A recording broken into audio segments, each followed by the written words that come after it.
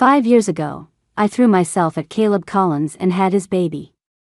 5 years later, I came back to the States with our daughter, only to find out he'd lost his memory and was heirless.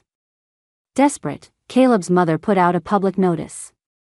Due to the fact that my son was taken advantage of and lost his memory 5 years ago, he has since shown no interest in women, leaving him without an heir. We are now seeking a wife for him. Anyone who successfully marries our son will receive a $10 million reward. If she bears him a child, that child will directly inherit the entire Collins family fortune. I had to laugh when I saw that. I answered the call that very night and headed straight for the Collins estate. The kid's right here. I hadn't even been back in the country for 2 weeks when I saw the notice from the billionaire Collins family online. Anyone who successfully marries our son will receive a $10 million reward. If she bears him a child, that child will directly inherit the entire Collins family fortune. The billionaire Collins family. Suddenly, my mind flashed back to that night 5 years ago. In the dim hotel room, the man gasped in my arms, his breath hot against my face, sending a shiver through me. "Mommy?" My daughter's voice snapped me out of it. I grabbed her hand, and we rushed out the door, heading straight for the Collins estate. When we got there, the scene was even crazier than I'd imagined. The yard was filled with beautiful women of all types, including some C-list actresses and a few popular influencers. It felt like a scene out of The Bachelor. They were all clustered in small groups, chatting and trying to get intel on each other. I overheard a few snippets as I walked by. This is a huge turnout. The Collins family must be getting really desperate. You're telling me? There are even rumors that Mr. Collins is gay. Poor guy. He was taken advantage of 5 years ago, lost his memory, and now he's basically allergic to women. He won't get married, won't have kids, and he's an only son. Of course his family's freaking out. Just then, the main door opened, and a heavy-set woman in a Collins family staff uniform came out. "What's all this noise? You think this is a farmer's market? Mr. and Mrs. Collins are inside. If you can't keep it down, you can all leave." Everyone else went quiet, but my eyes were fixed on that woman. She's just a housekeeper. Who does she think she is, acting like she owns the place? "What did you say?" The woman shot me a vicious glare, then her eyes landed on the child holding my hand, and she burst out laughing. "We don't just let anyone into the Collins home. What do you think you're doing, bringing a kid here? You'd better leave now if you know what's good for you. Don't make me call security." I walked straight toward her. My demeanor seemed to startle her, and she instinctively took a couple of steps back. "Brenda. Long time no see." Her eyes widened. "You know me?" I ignored her, pushed right past her, and strode into the villa with my daughter, leaving Brenda's wail of pain behind me as she stumbled to the ground. The Collins villa was exquisitely decorated. In the living room sat only the chairman, Mr. Collins, and his wife. They both looked a little confused to see me. I took off my daughter's hat, revealing a face that was an 80% match for their son, Caleb. "Beanie, say hi to Grandma and Grandpa." "Hi, Grandma." "Hi, Grandpa." Mrs. Collins nearly fainted. When she recovered, she immediately called Beanie over to get a closer look. "Honey, she really does look like our son.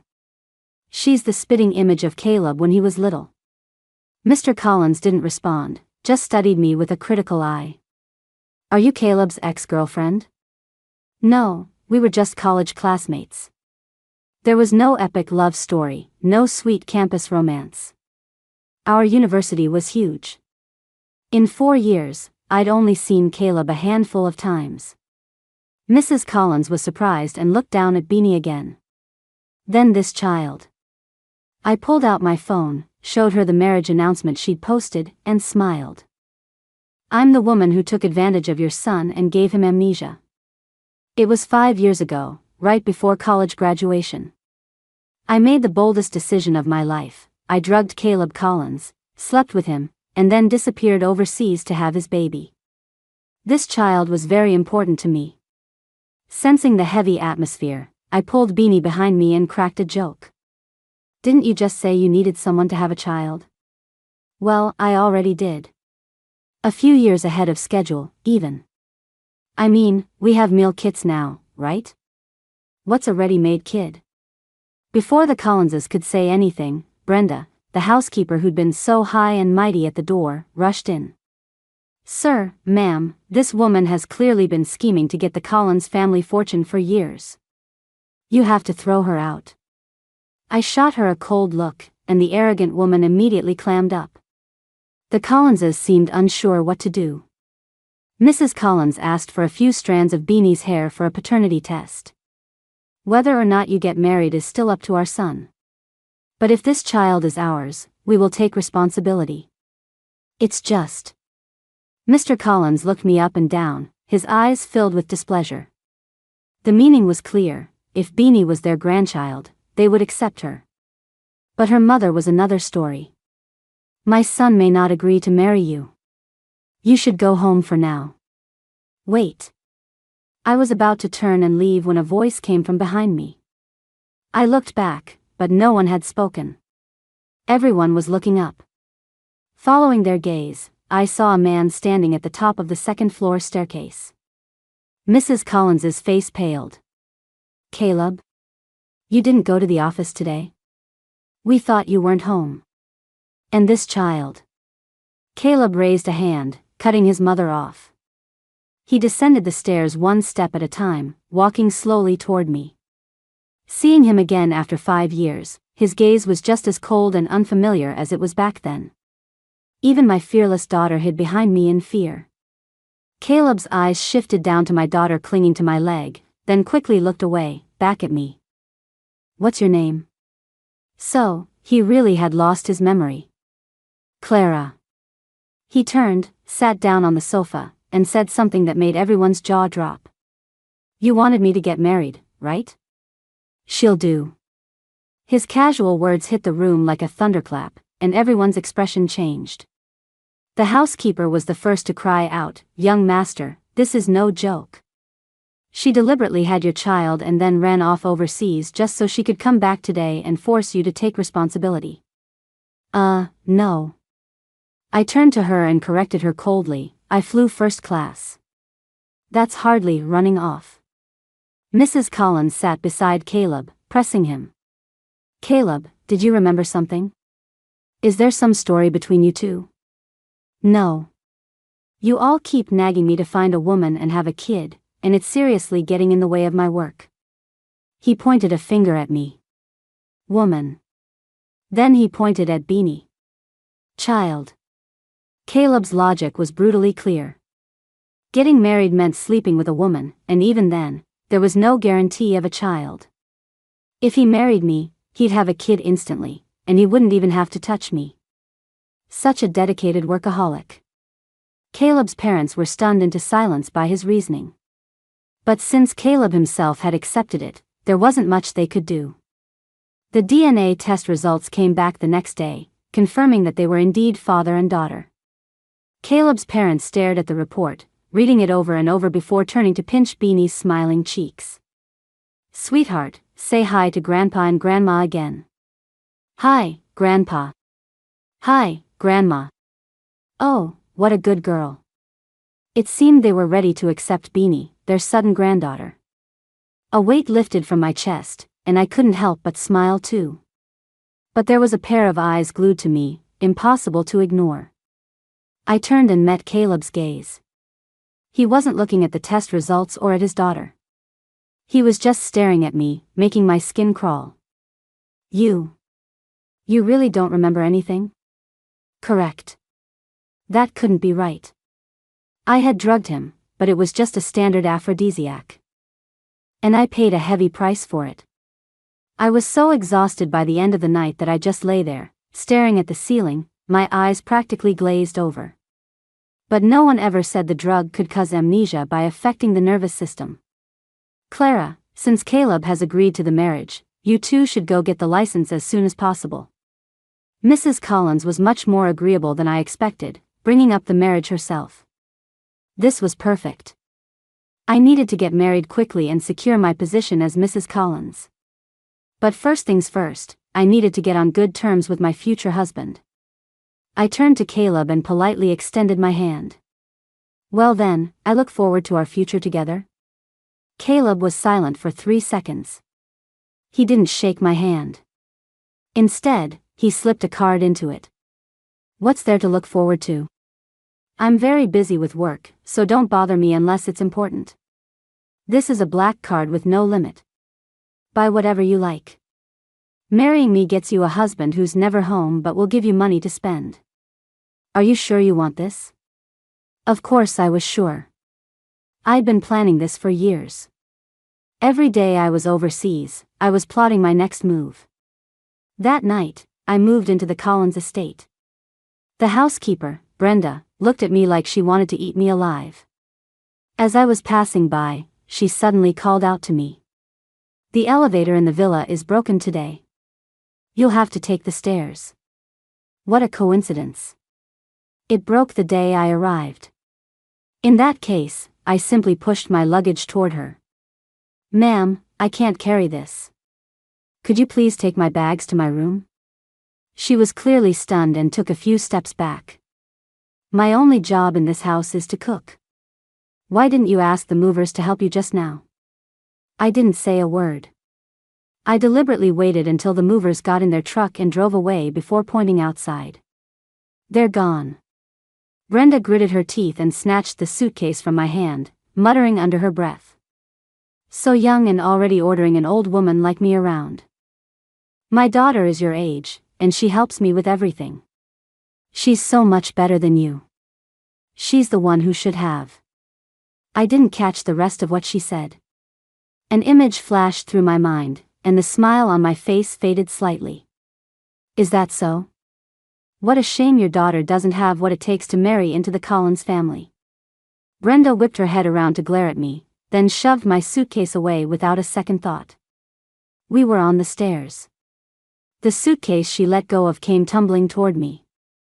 She stared at me, muttering something like bitch under her breath. In a split second, I caught the luggage, gave it a hard push, and sent it crashing onto her foot. Ow! She cried out in pain. As she bent down, I jabbed her in the lower back with my elbow. The suitcase tumbled down the stairs to the first floor, while Brenda collapsed on the steps, groaning, one hand on her foot, the other on her back. What's all the racket? The noise quickly drew others, but I didn't expect Caleb to be the one to show up. Brenda's eyes lit up when she saw someone coming, but she quickly composed herself when she realized who it was. Young master, she insisted I carry her suitcase. I'm an old woman. Caleb's gaze was so cold it was terrifying. Brenda, who had been ready to stir up trouble, was so intimidated she choked on her words. His eyes quickly shifted to me. I looked up at him and smiled faintly. Which room am I in? The butler rushed over, standing behind Caleb and beaming at me obsequiously. Madam, you'll be staying in the young master's room, of course. That was an answer I hadn't expected. Even Brenda sucked in a sharp breath. I instinctively glanced at Caleb, waiting for him to object. The air grew tense. After what felt like an eternity, he turned and walked away, leaving only one sentence behind. Help her with the suitcase. And if you're too old for the job, you can retire and go home. Caleb's room was on the second floor. Brenda, already injured, overweight, and getting on in years, was panting by the time she lugged the suitcase up. The moment she set it down, she practically fled, terrified I might call her back. As she left, she pulled out her phone and started texting. Linda, you won't believe it. Kids these days are out of control. Once she was gone, the hallway felt empty, with just me standing outside Caleb's room. Sometimes I really think time is a loop. This felt exactly like 5 years ago, standing outside his room. Except that time, Caleb was already out of it, completely at my mercy. The door opened from the inside. The man stood there, frowning at me. What are you doing, just standing there? Get in. He turned and walked back into the room, leaving me to think. I was going to need Caleb's help a lot in the future. Maybe a strategic retreat showing some weakness first was the way to go. I took a deep breath, walked into the room, and spoke softly to the man reading a proposal on the sofa. If you're not comfortable with this, I can sleep somewhere else. I promise not to bother you. After all, sleeping next to him didn't matter. I just needed him to play the part of a loving husband in public. Caleb's room was decorated in only black, white, and gray. It lacked any of the warmth of a bedroom and felt as cold as its owner. So now, as he sat on the sofa with his long legs crossed, looking at me, I felt an immense pressure even though he hadn't said a word. I lowered my eyes, my lashes trembling slightly, and let the tears flow on command. Or you could just tell me what time you usually get home, and I'll make sure to stay in my room during that time. I promise I won't be an eyesore. How about that? Still no? Then maybe I shouldn't stay in the main house at all? He seemed to look even more annoyed. I couldn't read Caleb's mood at all. I was about to say something else when he put down the file he was holding. Quiet. Go wash up. I'm going to bed. Was that a yes? What a cold person. So hard to talk to. I rushed into the bathroom to brush my teeth and wash my face, sneaking a peek outside. Caleb was crouched by the nightstand, seemingly lost in thought as he stared at something inside. I wondered what secrets it held. By the time I finished washing up as quickly as possible and came out, Caleb was already in bed, leaving half of it for me. The main light was off, with only a small lamp on the nightstand casting a soft glow. The warm, yellow light finally added a touch of color to the monotonous, oppressive room. Caleb's eyes were closed, his head sinking slightly into the pillow. The sharp, intimidating man from the daytime seemed to soften in this moment. God had certainly been good to him. It wasn't enough to give him a privileged background, he had to have a near-perfect face too. It was enough to make anyone jealous. I carefully crept to the edge of the bed, lifted the covers, and lay down. After the lamp was turned off, the room was pitch black, so quiet you could only hear the sound of breathing. I stared at the ceiling, counting sheep. I had just reached 52 when the man I thought was asleep suddenly spoke. Clara. Here. Am I covered in thorns? Before I could react, a hand shot out from under the covers and forcefully pulled me over. I let out a gasp as I was yanked into a warm embrace.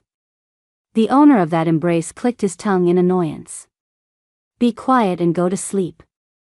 I have an early meeting tomorrow. If you don't want to have to think twice about buying a handbag in the future, then stay quiet.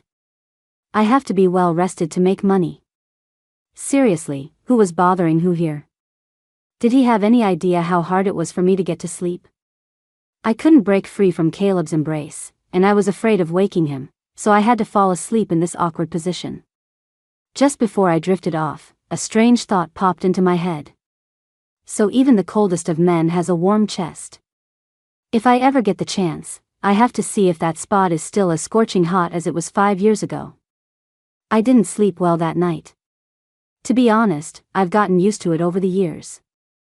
The moment I close my eyes, certain memories from the past flood my mind like a nightmare. These days, it's hard for me to sleep through the night without medication. When I woke up the next morning, I made a point of letting Caleb use the bathroom first. But he didn't accept my gesture.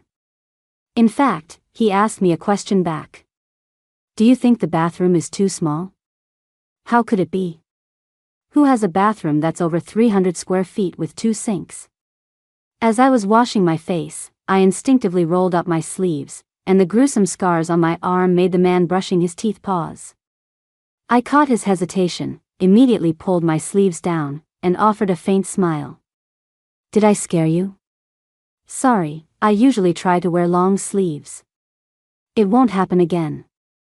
Caleb looked away and continued brushing his teeth. I thought that was the end of it, but after he spat out the toothpaste, washed his face, and walked out of the bathroom, he suddenly spoke. That's not what I was thinking. Don't assume things about me. He seemed to be in a bad mood. I couldn't tell if it was because he just woke up or because of what I'd said. The butler came to inform us that breakfast was ready. Caleb and I went downstairs, one after the other. At the dining table, his parents were gathered around Beanie, chatting with her. As I passed the kitchen, I heard Brenda on the phone. Really? Then you should come over right away. While Sir and Ma'am are here, we can expose that woman for who she really is. She ended the call, turned around, and met my gaze. She jumped, startled, but then shot me a dirty look. The Collins family was quite busy in the mornings. Caleb and his father had to go to the office.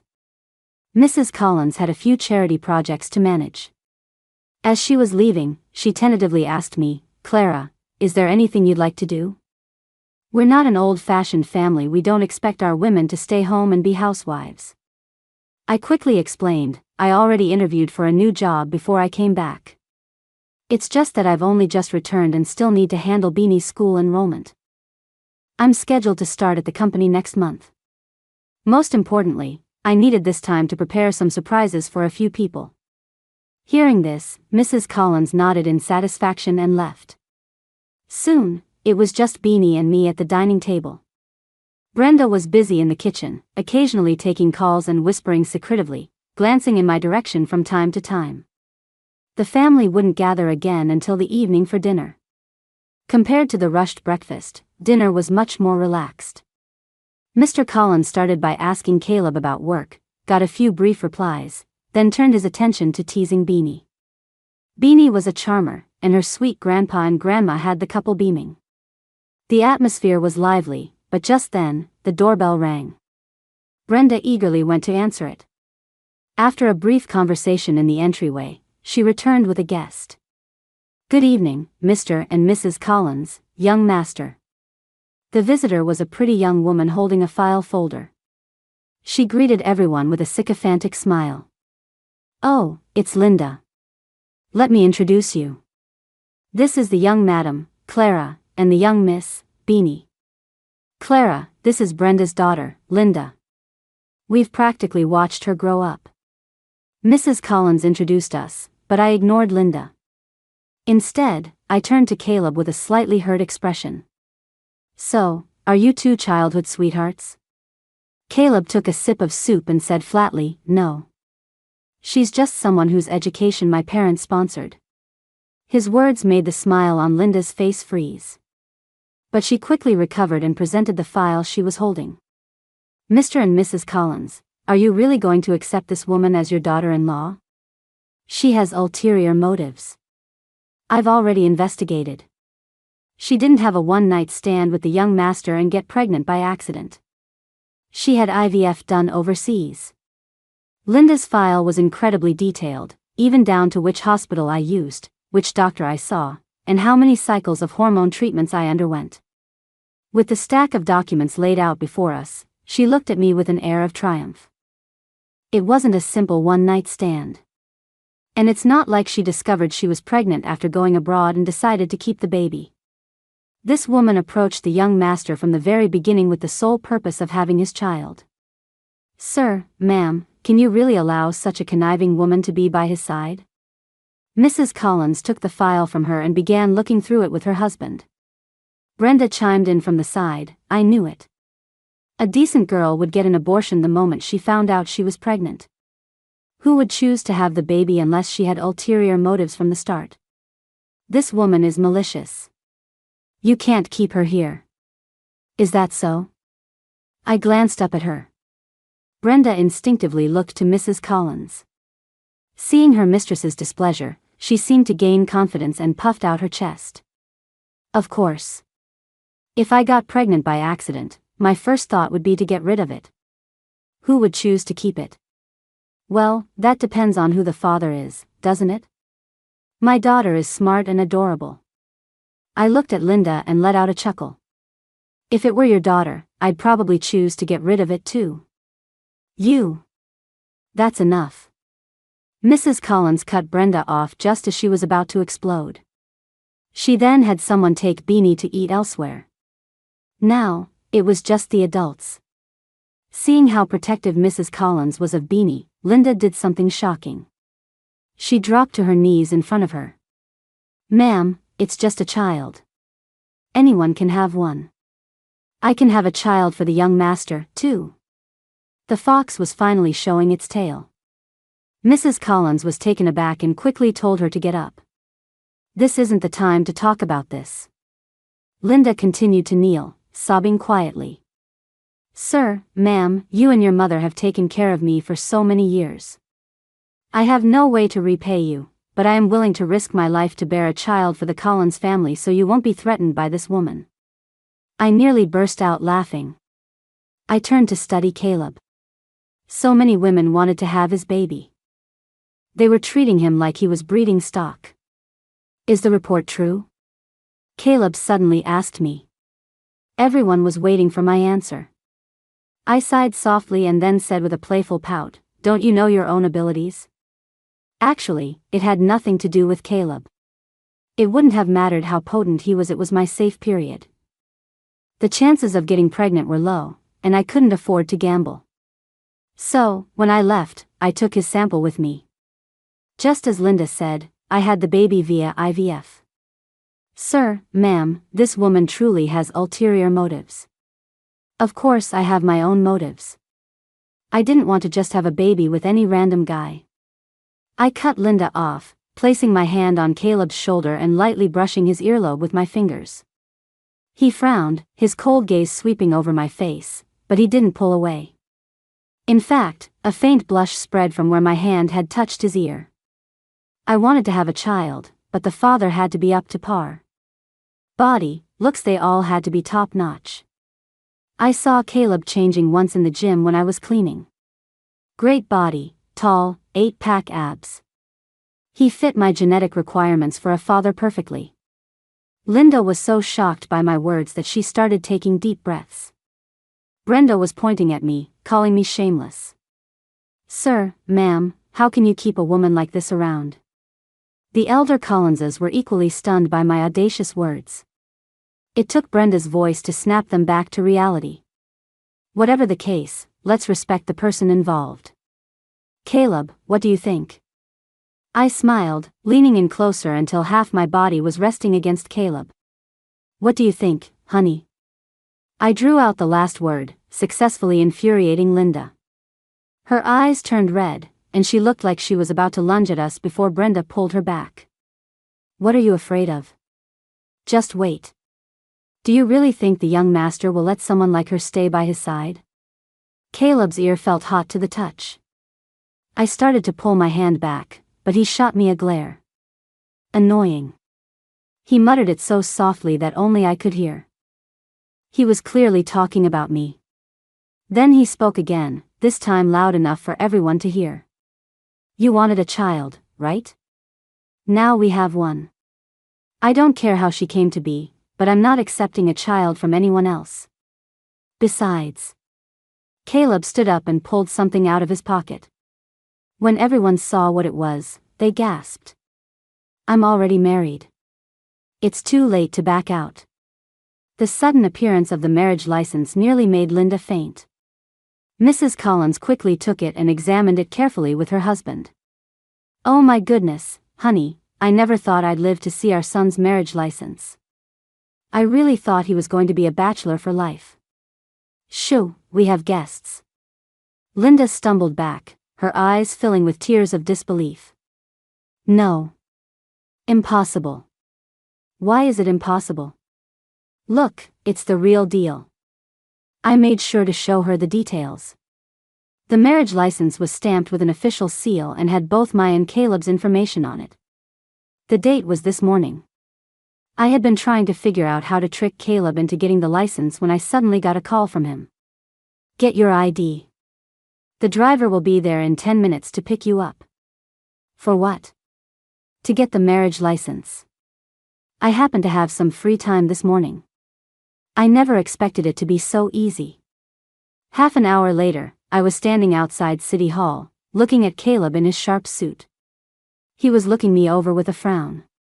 You came dressed like that? I glanced around. A few other couples were taking pictures. The women were all in white dresses with veils, their faces beaming with happiness. Then I looked at myself. Plaid shirt, jeans. I looked like a total slob. Hey, it's my first time getting married, I'm new at this. I'll do better next time. The man next to Caleb, who I assumed was his assistant, clenched his jaw, trying not to laugh.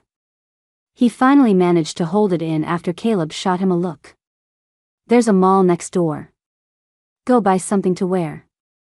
I don't want you using the photo on the marriage license is ugly as an excuse to drag me back here for a retake. In the end, I did as he said, bought a new outfit, and went back to City Hall. During the vows, I felt a little dazed. Was I really married? This was something I had planned for so long. Becoming Caleb's wife would make certain things easier, but I hadn't even started my plan yet. How did he get on the hook so easily? Are you sure you want to marry me? Caleb didn't answer until the clerk stamped the license and handed the fresh red booklets to us. Then he finally seemed to come back to reality. What, you slept with me and didn't plan on taking responsibility? I really didn't see that question coming. But now that I had the marriage license, I felt much more secure. For instance, I could now openly kick Linda out of the house and even slap her hard across the face on her way out. Ah, how dare you hit me! Before the words were even out of her mouth, I slapped her other cheek. What do you think you're doing? Brenda saw what was happening and rushed over, her eyes darting inside the house. But Mr. and Mrs. Collins had already finished dinner and gone upstairs. Caleb, however, saw the whole thing. He acted as if nothing had happened, glanced over, and then turned to leave. Young master. Linda watched his retreating back, tears streaming down her face. When she looked at me again, her eyes were filled with murderous intent. You bitch. You stole my place, and you dare to hit me. I won't let you get away with this. I smiled faintly and walked toward her. Good, because I don't plan on letting you get away with it either. I'm going to watch your every move, and I'm going to expose every rotten thing you've ever done so everyone can see the filth hiding under that pretty face. Linda backed away, the murder in her eyes slowly replaced by fear. Her voice trembled. What do you mean? Who are you? Why are you trying to ruin me?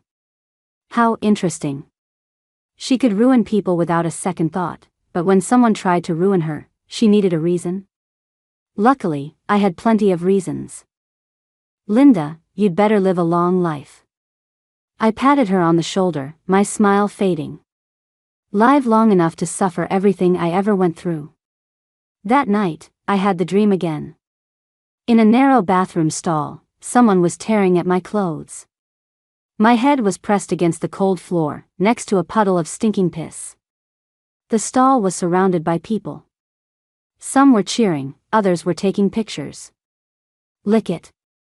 If you lick it, we'll let you go. Get a close-up of her. Pull her clothes off. Bitch, with a face like that, who are you trying to seduce? Someone slapped me, and a loud ringing filled my ears. On the way home that day, I took a deep breath and could feel the wind blowing against my eardrum. After that, my hearing was never the same. My grades, once my pride and joy, plummeted. That's when my mom finally noticed something was wrong and took me to a doctor. Communicating was difficult. I couldn't hear well, and my mom couldn't speak. I apologized to the doctor and asked her to write her questions down. The doctor frowned, studying me for a moment before sighing and writing on the paper. Your eardrum is this badly perforated. Why did you wait so long to see a doctor? Waking up from the nightmare again, I shot up in bed, my back drenched in cold sweat. There was a rustle beside me. A hand reached out from under the covers and turned on the small lamp on the nightstand. Why are you up in the middle of the night? Caleb rubbed his temples, his voice hoarse and his eyes heavy with sleep. Did I wake you? I never knew I talked in my sleep. Not until I had Beanie. One night, as I was sleeping next to her, she suddenly asked me. Mommy, were you being bullied? Why do you ask? You were crying in your sleep. That's why Beanie started sleeping in her own room from a very young age. I steeled myself and made her sleep separately so my nightmares wouldn't wake her. I'm a really restless sleeper. Maybe we should sleep in separate rooms from now on? There's no need. Caleb cut me off without a second thought. I studied his expression, but he deliberately avoided my gaze. If we sleep in separate rooms, they'll ask why. I don't feel like explaining. It's okay, I can tell them. What if Beanie asks why mommy and daddy are sleeping separately? Caleb's question left me speechless. For years, I had deliberately avoided talking about her father. Beanie was a good kid and rarely asked for a dad. But since we'd been at the Collins estate, even though no one had said anything, I could see the hope in her eyes when she looked at Caleb. Caleb didn't seem to mind the child. In fact, tonight, during story time, he was the one who took the book and sat by her bed. The scene was almost comical. Caleb was reading The Conch Princess. When he got to the part where the hero takes the princess's conch shell, he frowned. This is a legal seizure of personal property. It's wrong. Beanie nodded, not really understanding. Caleb quickly switched to Snow White.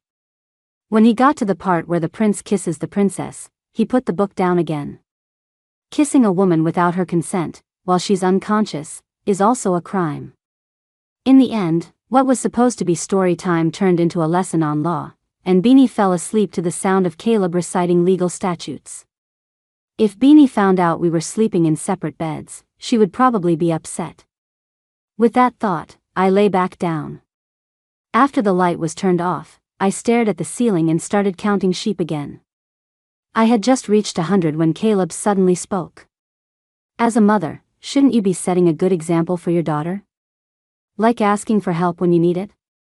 My silence was his only answer. Caleb probably thought I had fallen asleep, and the conversation ended there.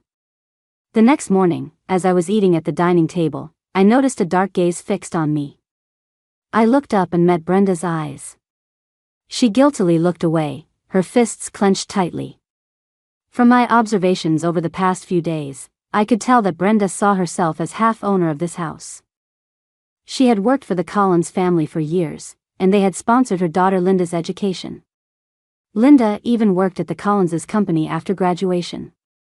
In Brenda's mind, if Linda could just marry Caleb, she would become the true mistress of the house. But then I showed up. For the past few days, Brenda's glares had been relentless. I have to go to the office for my first day, so I'll be leaving now. As I got up to leave, Mrs. Collins stopped me to ask about the wedding. Since you and Caleb are married, we should have the wedding sooner rather than later. I thought the whole IVF thing would make Caleb's parents prejudiced against me. But surprisingly, they hadn't said a word. Although last night, I did see them talking to Caleb in the study. I could faintly hear my name being mentioned. I'm fine with whatever for the wedding. I don't have any guests to invite besides a few colleagues and bosses. The Collins family, on the other hand, had a long guest list. Mrs. Collins said she had nothing else to do and would take care of the wedding plans. I had no objections, of course. She then turned to Caleb. What do you think? Caleb wiped his mouth, his tone completely flat. Whatever you decide is fine. Humph, acting all nonchalant when you clearly care. Mrs. Collins muttered under her breath, slathering butter on her toast with a vengeance. I glanced over at Brenda, who was still secretly watching us, and a smile touched my lips. I walked over to Caleb and planted a kiss on his cheek. Well, I'm off to work, honey. Could you have the driver take Beanie to school today? The man was clearly taken aback. The toast in his hand fell onto the table. A smudge of red lipstick marked his otherwise pale cheek. I almost forgot I was wearing a very pigmented lipstick today. I instinctively reached out to wipe it off, but the red spread across his face with incredible speed until his whole face was flushed. Caleb turned bright red. I know. I'll take her later. I got up and left. I hadn't gone far when I heard the sound of a plate shattering. Brenda was apologizing, saying her hand had slipped. But as she bent down to pick up the pieces, the veins on her forehead were practically popping. Just as I stepped out of the villa, I got a text message. They spent a lot of money trying to dig up dirt on you. I'm trying to get close to Linda now, but it might take some time. I thought for a moment and typed back quickly, or you could try going through Brenda. I have an interesting game in mind. I used to work at an investment bank overseas. The CEO of my current company met me at a summit once. When she heard I was planning to return to the States, she offered me a high-paying job. Clara, it's time to show me what you've got. She handed me a stack of files and patted me on the shoulder. Working late and pulling all-nighters is common in our line of work, but Beanie needs her mom. Fortunately, my boss was understanding and allowed me to take my work home. When it was story time again that evening, Caleb went into Beanie's room as usual. I was in the living room on the phone. The reflection on the marble floor showed a shadowy figure sneaking up behind me, watching. Sell tomorrow. Follow the price I give you. You can buy along with me. Write down these numbers. The figure crept closer as I recited the stock tickers. Even after the call ended, I continued talking to myself. Things are going pretty well at the Collins house. The housekeeper here actually thinks her daughter can marry into the family. What a joke. Her daughter is just a junior cashier at the company, and she thinks she can climb to the top. I bet she's never even had a 7-figure bank account. At least I can make my own money. What does she have to compete with me? The shadow fidgeted for a moment and then quickly left. Satisfied, I left the living room. From then on, I would have work calls at home every night, sometimes in the living room, sometimes in the second-floor tea room. Until one day, my boss called me into her office. Clara, your skills have been obvious since you joined the company, but there's been a problem lately.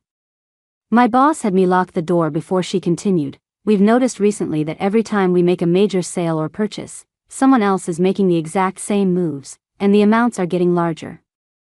I calmly swirled the tea in my cup and chuckled. Everyone's trying to make money. I can't be the only one making these moves. My judgment isn't that unique. Just be careful to keep your work confidential. I nodded and left the office. I received another text on my phone. The plan is going smoothly. I've successfully gained their trust. Everything was going according to plan. Soon enough, Linda came to visit with a pile of gifts. She tearfully recounted how the Collins family had cared for her over the years and quickly presented the presents. They were all expensive luxury items that even made Mrs. Collins pause. Can your salary afford all this, Linda? It's no problem. I'd sell everything I own to repay you, ma'am. Mrs. Collins was charmed and invited her to my wedding with Caleb. The smile on Linda's face stiffened for a moment, but she quickly agreed. Many guests attended the wedding.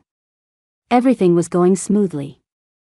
I was in the dressing room getting my makeup done while my assistant went to get my wedding dress. A few moments later, a cry of alarm rang out. How could this happen? I turned to look and saw the full state of the dress. The once exquisite and beautiful gown was now in tatters, ripped into several pieces of fabric draped over the mannequin. Mrs. Collins rushed in and gasped, her hand flying to her mouth. How could this be? I had my friend custom make this haute couture gown. Mr. Collins comforted his wife while his eyes scanned everyone's faces. Is someone trying to ruin the wedding, or are they trying to embarrass the Collins family? Many of the guests today were business associates of the Collins family. After Caleb's numerous failed blind dates, rumors had started to circulate that he was impotent. The Collins family had hoped this wedding would quash those rumors. But now, the dress was ruined. Mr. and Mrs. Collins, some guests are looking for you outside. Linda pushed the door open, and upon seeing the scene inside, she screamed. How could this have happened? The dress was perfect. How did it get destroyed? Someone must be trying to stop the wedding. She then walked over to me and clicked her tongue in feigned sympathy. Ms. Shen, this is your wedding, after all. It's one thing to let your mother-in-law handle everything yourself, but you should have at least kept your own dress safe. Unless you didn't want this wedding to happen and ruined it on purpose? You sound like you're enjoying this, don't you? I shot her a cold look, and Linda immediately fell silent. Mrs. Collins sighed, leaning against her husband in distress. How could such a beautiful dress end up like this? And there are so many people waiting outside. Linda quickly piped up, "Ma'am, please don't be upset. Maybe this is a sign from above." I immediately retorted, "Are you saying a pair of scissors fell from the sky and cut the dress to pieces?" I had already examined the dress carefully.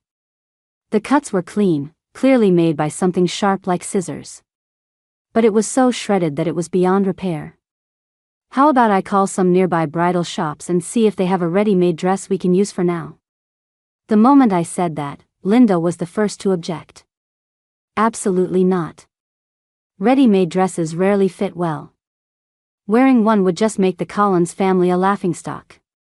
Mrs. Collins didn't say anything, but it was clear she wasn't happy with that solution either. "No need. I've arranged for a backup." Caleb suddenly spoke. With one phone call, a team of staff arrived with a new wedding dress. It was a beautifully designed satin gown, adorned with pearls. Most importantly, it fit me perfectly, as if it had been custom made to my measurements. Mrs. Collins was amazed, then it dawned on her. "Caleb, you had a wedding dress made for the wedding already?" I looked at Caleb, and he immediately dropped his gaze, avoiding my eyes. "No. I just prepared a backup plan, just in case." "Really? Isn't this dress from this year's French couture? I think the guests outside are looking for you." Caleb cut them off. Mr. Collins led his wife out, but not before giving his son a meaningful look. Seeing this, Linda had no choice but to leave dejectedly. The others went ahead to greet the guests, leaving just us. The makeup artist helped me change into the new dress. As she was tying the laces in the back, I stopped her and looked up at the man standing nearby. "Could you help me with this?" Everyone was busy with the wedding, except for Caleb, who had finished his makeup and changed early and was now leisurely sipping red wine. "Me?" After a moment of silence, he put down his glass and walked over. The makeup artist tactfully left. Caleb stood behind me, studying the corset laces, his brow furrowing tighter and tighter. As he tied the knot, his fingertips accidentally brushed against my skin, sending a shiver through me. I looked at the man in the mirror, and my thoughts were suddenly pulled back 5 years. "Did you remember something?" "No." "Did you have this dress made specially for me?" "No." His denial was so cold. As if to make it more convincing, he added, "It was just a backup plan. It's always good to have backups for important things, in case something like today happens." Before he could finish, I slapped his hands away, easily tied the laces myself, zipped up the dress, and turned around. He fell silent. "Stop pretending. The waist fits so perfectly there isn't a single wrinkle. It's obviously custom made." I remembered something he had said many years ago. "You said you would buy me a new white dress." I forgot. He turned to leave, his hand on the doorknob. Then he stopped. "And don't you dare be smug about my bad memory. Yours isn't much better." He left me with that parting shot, completely bewildered. What had I forgotten? Why did he sound like I owed him something? Thankfully, Caleb didn't bring it up again, and the wedding went off without a hitch. The reception was held at the Collins estate. Among the guests, I saw a familiar face. Vanessa raised her glass to me from across the room and mouthed, "Congratulations." We had known each other since we were kids. She used to live next door. My mom was deaf, and my dad was a gambling addict who would take our money for the casinos. If he lost, he would beat my mom and me. Back then, my room shared a wall with Vanessa's house. Whenever my dad's angry shouts filled our house during the day, a piece of candy would appear in the crack in the wall of my room that night. She was the only one who knew my past, the only one who knew my plan. I was about to go say hello when a conversation caught my attention. "I can't believe Mr. Collins is married just like that. I wonder how many women are heartbroken right now. I thought he was gay.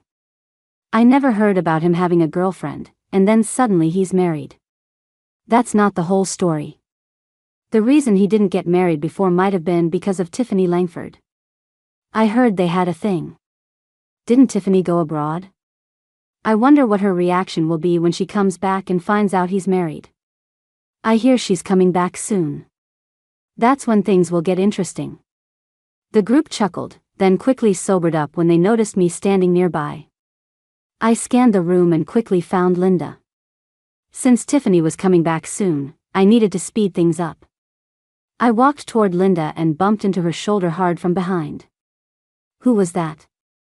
She spun around angrily, a large red wine stain now blooming on her dress.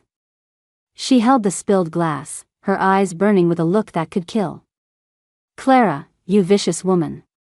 What are you trying to do? I'm trying to remind you that your dress is a knockoff. Linda glanced down at her dress and a smug smile spread across her face. Impossible. I bought this at a boutique. I have the receipt.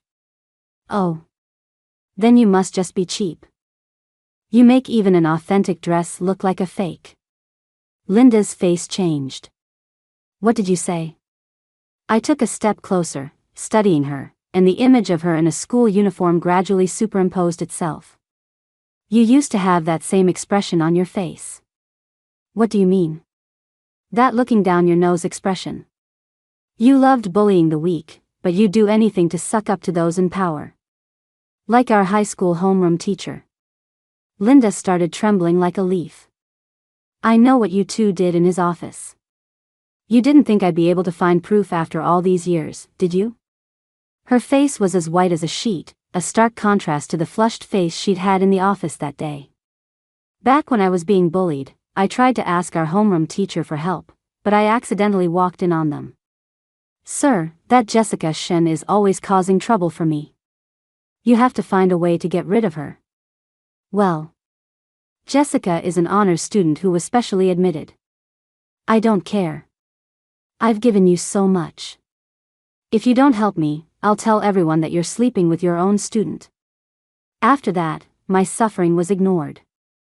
My books and my desk always smelled foul.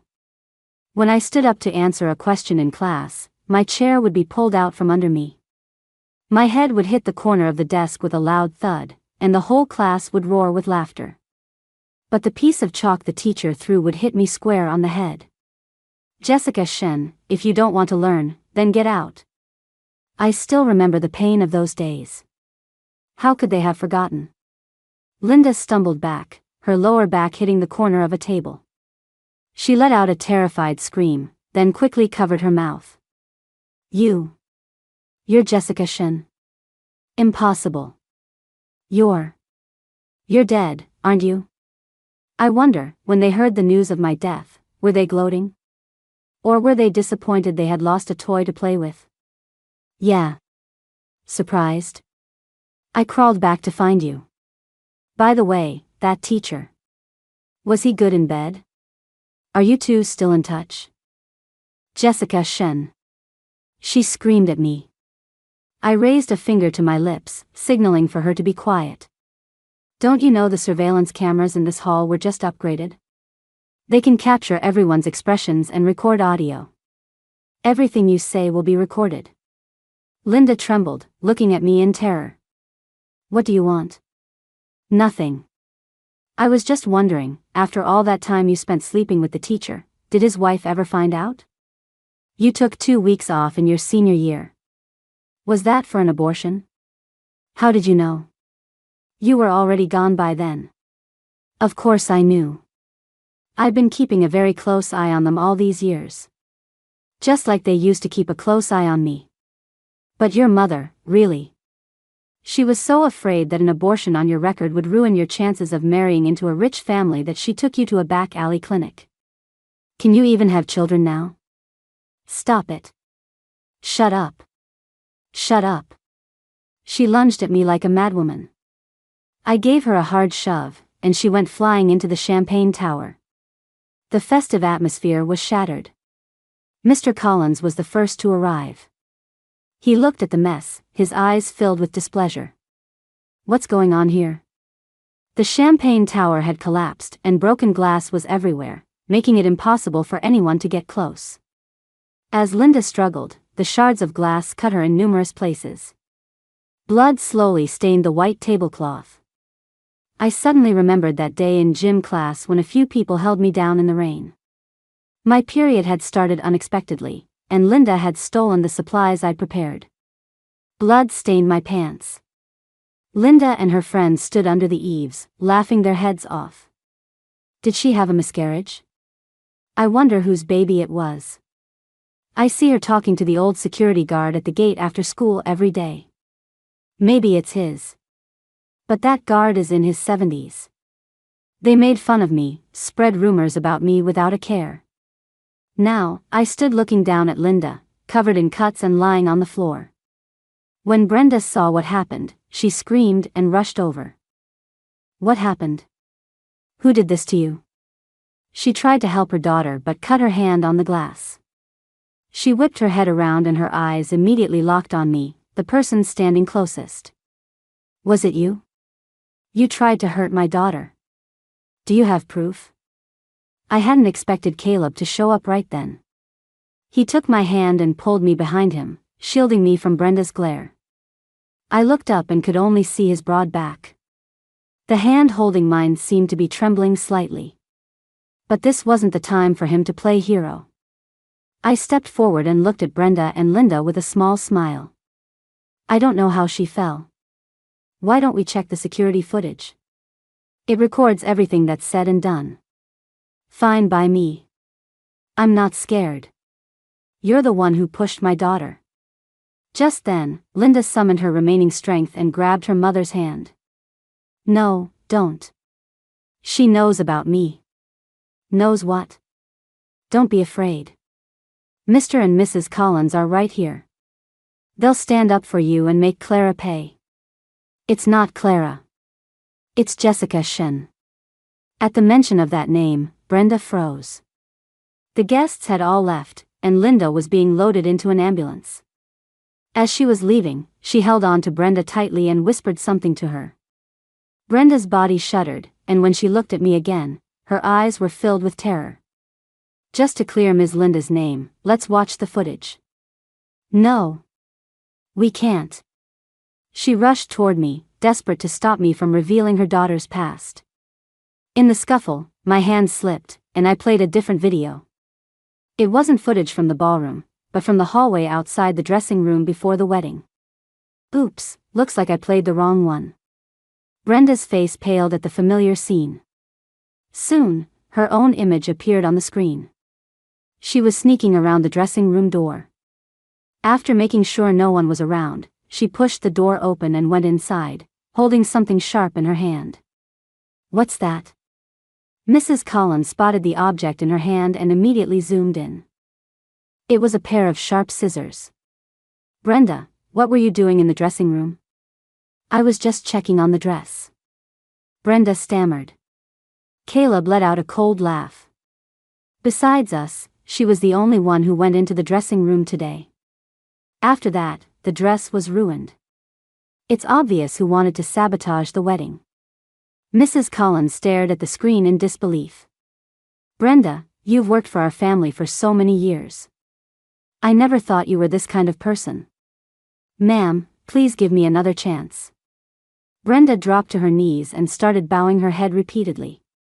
Mrs. Collins turned away, and no one else in the room, except for me, gave her a second glance. The chaos tonight was all caused by this mother-daughter duo. They had nearly made the Collins family a laughingstock. Brenda, pack your things and leave. We've been more than fair to you. Mrs. Collins left first. Brenda's desperate pleas couldn't stir any more sympathy from her. I looked at Caleb and said softly, "Could you go check if our daughter is asleep? I'd like to have a word with Brenda." Caleb nodded and left. I walked over to Brenda and knelt down. She looked up and met my smiling eyes. "You're Jessica Shen. But you're supposed to be dead." "Yeah, surprise. What was it you used to say about me and my mom?" I paused for a moment, then said slowly, "A bitch's whelp. You think you're worthy of talking to me?" My feud with Linda goes all the way back to the first day of high school. I had been admitted to the best high school in the city on a scholarship because of my excellent grades. My mom was so happy she barely slept for days, packing my things.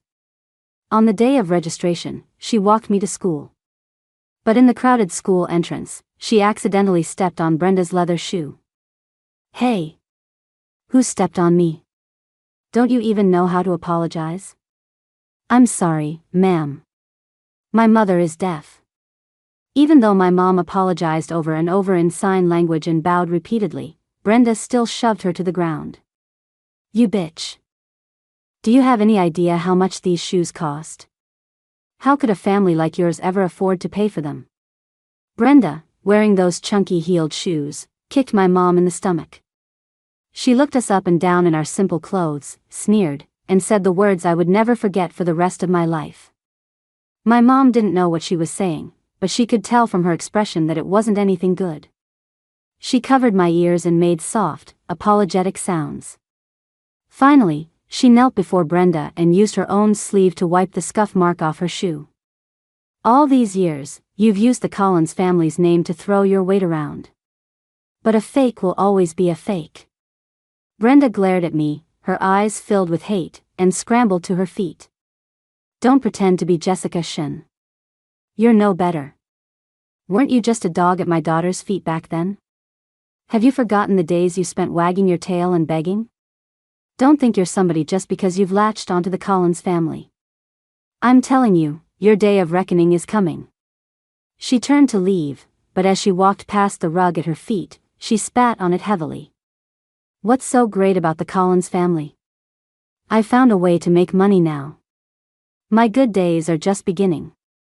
Brenda walked away with a swagger. Just after she left, I got a text from Vanessa. Brenda wants to meet me tomorrow. Then meet with her. I put my phone away and watched her leave, a smile playing on my lips. Arrogant fool. The gifts I had for her were far from over. Tonight's drama was finally over. I rubbed my sore neck and was about to head upstairs. As I stepped onto the first stair, I looked up and saw someone at the top of the landing. Caleb was standing there, waiting for me. The light was dim, so I couldn't see his expression, nor could I tell how long he had been standing there. And I couldn't be sure if he had heard our conversation. Is Beanie asleep? I tried to sound casual as I walked toward him. Caleb didn't move. It wasn't until I was passing him that he finally spoke. Are you with me just to use me? I stopped and turned to look at him, but the hallway lights were all off, and he seemed to blend into the darkness. I reached for the light switch, but he grabbed my wrist. Tell me. I want the truth. Unfortunately, the truth was bound to hurt. I stood up straight, keeping a step's distance between us, and spoke coldly. I drugged you, had a baby through IVF overseas, and came back to marry you.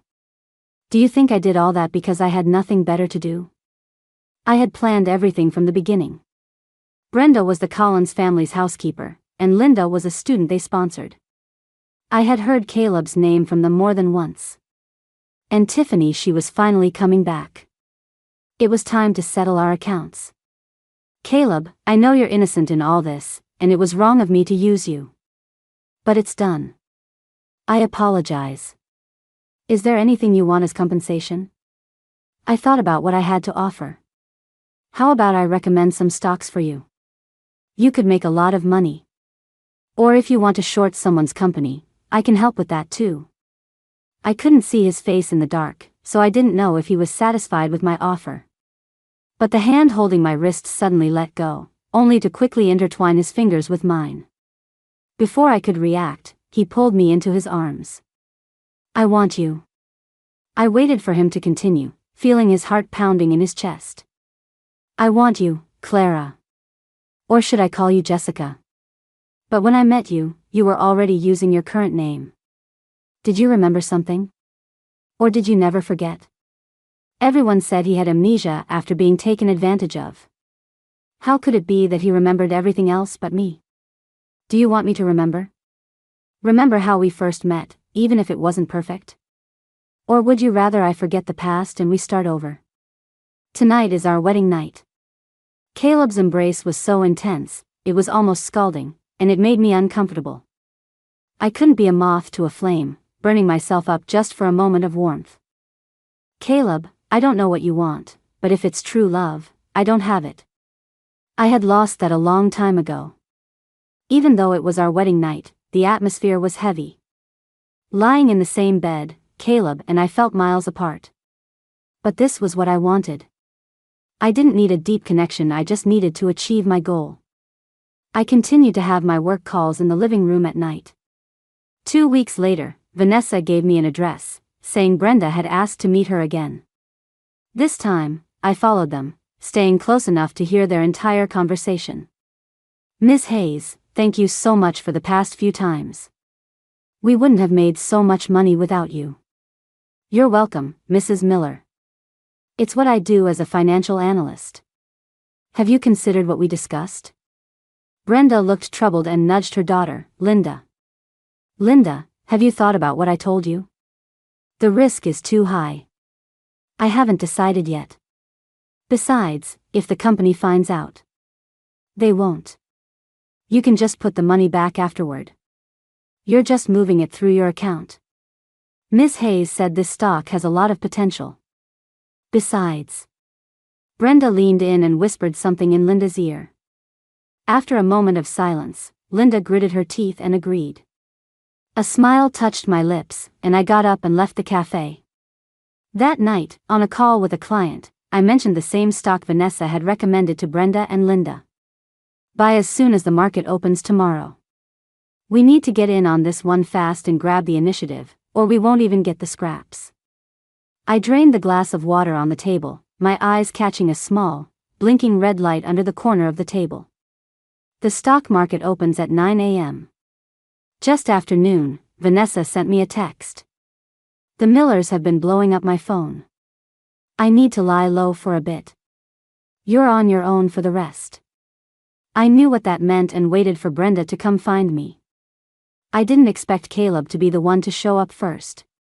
He said he was in the neighborhood and could pick me up from work, but our offices were on opposite sides of the city. I couldn't imagine a route that would make that on the way. Ever since Caleb's questions that night, I'd had a feeling that things were starting to spiral out of my control. As the car pulled into the driveway, I saw a woman throwing a tantrum at the gate. The moment I got out of the car, Brenda abandoned her act and rushed toward me. You bitch! How dare you set me up? Before she could get close, the butler intercepted her. Caleb stepped in front of me, shielding me. She doesn't work here anymore. Why haven't you removed her from the property? But Brenda refused to leave, rolling around on the ground, demanding an explanation. You're the reason we're in this mess. You have to give me an answer today. How did I put you in a mess? You'd better explain yourself. She scrambled to her feet and pointed a trembling finger at me. You tricked us. Why didn't the stock make money this time? Do you have any idea? Which stocks I buy is my business. What does it have to do with you? I stepped forward, grabbed her pointing finger, and bent it back. She howled in pain and blurted out. I heard you. I heard you say you were going to buy that stock.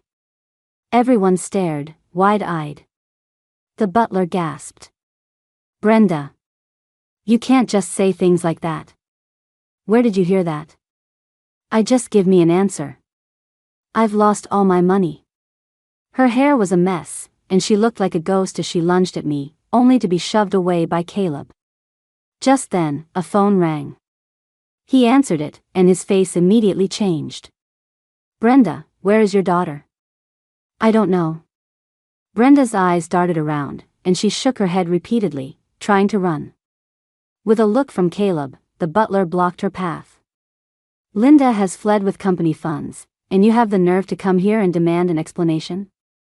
You can explain yourself to the police. The Collins estate was huge, so finding a tiny bug was a challenge. But with enough people searching, they soon found listening devices in the living room, the second-floor tea room, and our bedroom. When the evidence was laid out in front of her, Brenda shook her head like a bobblehead doll. No, I only put them in the living room and the tea room. I never went into the young master's room. The evidence is right here. Are you still going to deny it? Caleb held up the bug, and beside him, Mr. Collins's face was grim. I can't believe we had a mole in our own house. We treated you and your daughter so well, and now your daughter dares to take company money to play the stock market. No, Mr. Collins, believe me. I really thought it was a sure thing. We were just trying to repay your kindness all these years, that's why we took the risk. Brenda bowed her head repeatedly, then immediately pointed at me. She's the one who set me up. We made money every other time we invested. This time, she did it on purpose to ruin us and make me lose my money. Sir, young master, don't think she's some kind of saint. Her name isn't Clara, it's Jessica Shen. And her mother is deaf. This bitch had a grudge against my daughter from way back, that's why she's doing this to us. Enough.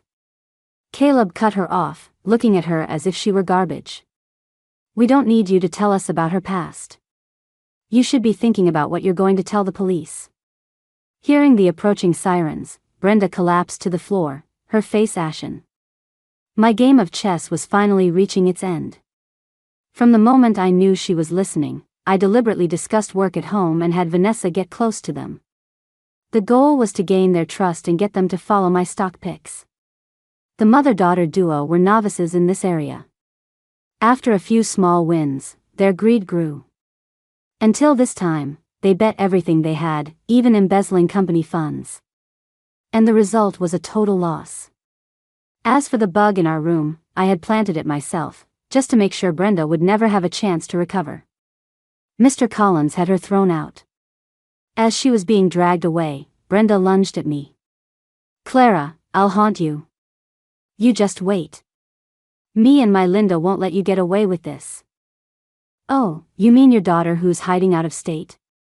I already know where she is. In this day and age, finding someone is incredibly easy. Brenda really thought she could escape justice by going into hiding. How naive.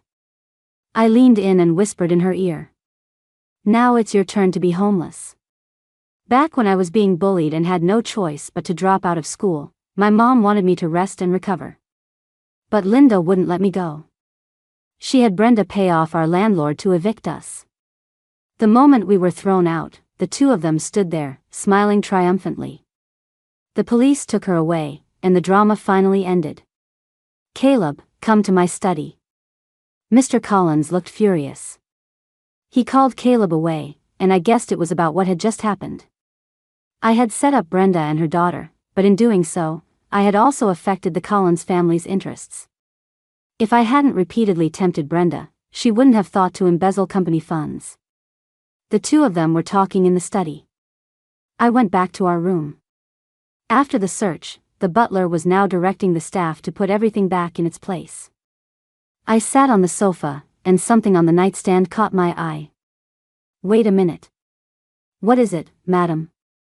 I walked over quickly. When I saw the button on the nightstand, I froze. The butler followed my gaze, and his face paled too. Who put this out? This is the young master's most prized possession. Caleb's most prized possession was a button. Anyone else would have laughed.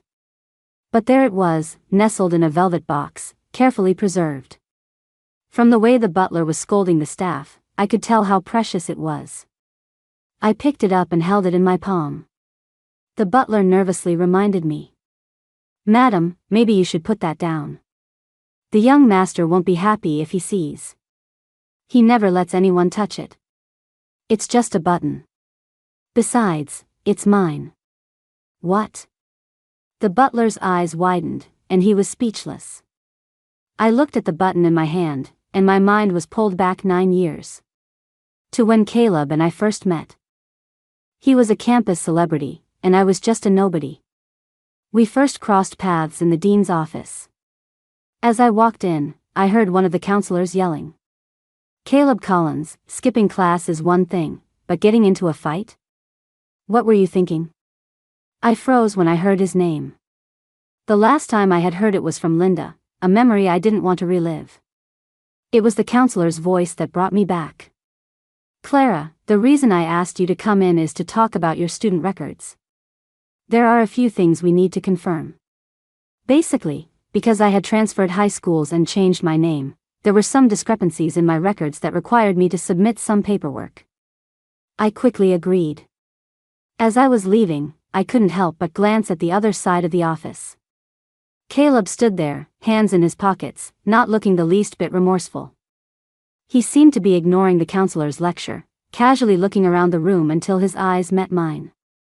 As I stepped out of the office, someone called out to me from behind.